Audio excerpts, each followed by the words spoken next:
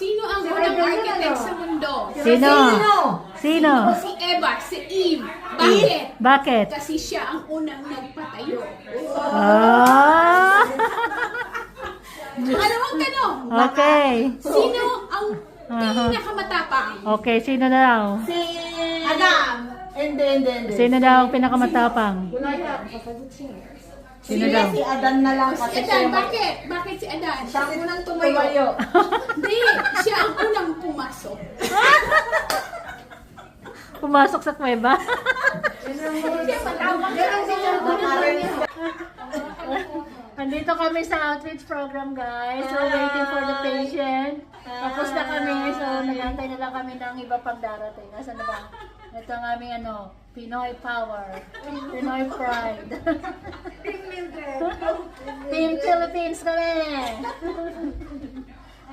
Yung